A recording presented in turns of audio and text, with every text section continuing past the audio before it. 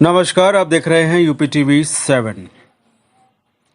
एटा 103 विधानसभा अलीगंज के बसपा प्रत्याशी जुनैद मियां जैथरा ब्लॉक में अपने समर्थक रामकिशोर यादव के साथ चुनाव प्रचार कर रहे थे। तभी एक बुलेरो उनका पीछा करने लगी। जुनैद मियां ने बताया कि पहले तो हम लोग ये समझे कि बुलेरो गाड़ी कहीं जा रही होगी, लेकिन बुलेरो सवार लड़कों ने आगे चलकर गाड़ी का नंबर प्लेट रगड़ कर हटाने की चेष्टा की तो प्रमुख रामकिशोर को कुछ शक हुआ।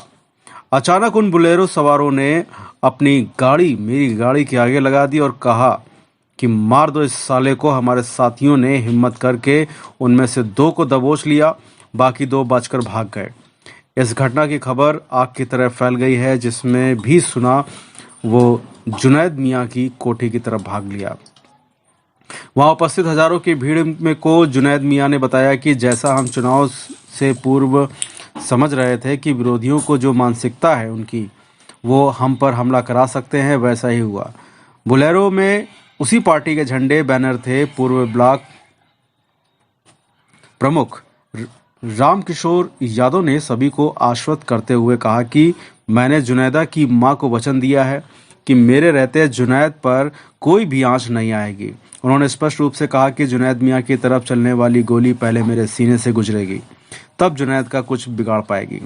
मेरे जीते जी जुनैद का बाल भी बांका नहीं होगा, ये मैं आप सभी को वचन देता हूं।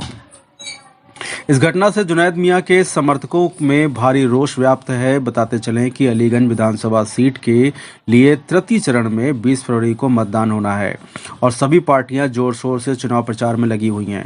इस बीच इस तरह की घटना बहुत ही चिंताजनक है और चिंता का विषय भी है, क्योंकि अलीगंज विधानसभा के चुनावों में पूर्व में होने वाली हिंसाएं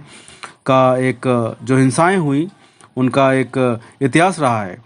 इसलिए स्थानीय प्रशासन को इस तरह की घटनाओं पर अंकुश लगाने के लिए प्रभावी कदम उठाकर ऐसे अराजक तत्वों के खिलाफ कड़ी से कड़ी कार्रवाई करनी होगी, ताकि क्षेत्र में जनता भय मुक्त मतदान करके अपने मताधिकार का उचित प्रयोग कर सके। फिलहाल आप सुरक्षित रहिए और जुड़े रहिए यूपी टीवी 7 से। नमस्कार। चुनावी समय में क्योंकि आपका जो है राजनीति से बड़ा सरोकार रहा है और पहली बार जो है बसपा ने आपको कैंडिडेट बनाया है, आपका जन समर्थन देख के क्या लोग बौखलाए हुए हैं क्या? ये जन समर्थन जो है ये मेरी हिम्मत है, मेरी ताकत है। और जिस तरीके से मुझे अगर ये सोच रहे हैं वो किस तरह से डरा लेंगे तो ये उनकी भूल है। और नंदू जी, मैं आपको स्पष्ट कहना चाहता हूं, जिस दिन मैंने चुनाव लड़ने का फैसला लिया था मुझे अंदाजा था कि मेरे साथ ये होगा। I was very much prepare for it. मैं पूरी तरह से तैयार था इस चीज के लिए। जिस तरह का समर्थन मिल रहा है, विपक्षी बौखलाए हुए हैं, उसी का नतीजा है। आपको और आपके परिवार को किसी प्रकार का कोई खतरा है क्या? चुनाव तक तो खतरा है ही, ये चीज तो स्पष्ट है। कौन लोग हो सकते हैं जिन्होंने आपके ऊपर हमला कराया है? उसमें से जब 2 लोगों को पकड़ा था आपने, मेरी जो मुहिम है आज के समय में वो नौजवानों को शिक्षा दिलाने और रोजगार दिलाने की है। जब मैंने उससे पूछा कि तुम ये हरकत कर रहे हो, पढ़े लिखे हो, क्या हो, तो उसने मुझे बताया बीएससी है। तो मैंने कहा तुम्हारा करियर खत्म हो जाएगा, तुम्हारा करियर खत्म हो जाएगा।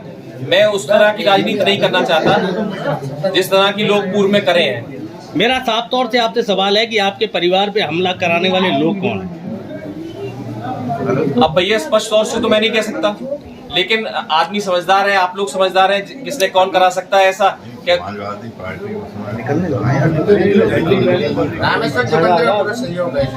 जो भी होगा वो बहुत जल्द सामने आ जाएगा। लेकिन हमने किसी भी तरह की कोई पुलिस कंप्लेंट नहीं करी है, किसी की तरह कोई कार्रवाई नहीं करी है, क्योंकि वो लड़के पढ़े लिखे थे। मैं जानता हूं अगर मुकदमा लिख जाता तो उनका करियर खत्म हो जाता।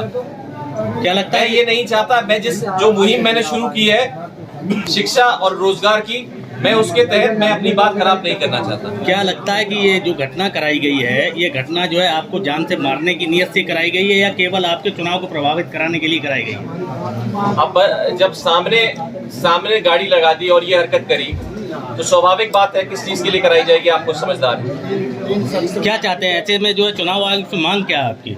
कोई सुरक्षा की आवश्यकता है? सुरक्षा ऑलरेडी, मैं माननीय इलेक्शन कमीशन का बहुत बहुत धन्यवाद देना चाहता हूं कि उन्होंने मुझे ऑलरेडी सुरक्षा दे रखी है, तो इसमें किसी तरह की वो नहीं है, होता ही नहीं है। मैं बस ये मैं बस ये निवेदन करना चाहता हूं, जो हालात है अलीगंज के आज खास तौर से जैथरा क्षेत्र का, जो मैं भय और खौफ देख रहा हूं आदमी में, कि वोट डालने के लिए अभी भी डर रहे हैं वो लोग। मैं साफ तौर से ये बार-बार आपसे पूछ रहा हूँ, कौन सा ऐसा परिवार है, कौन सा ऐसा राजनीतिक दल है जिससे आपके परिवार को जो है लगा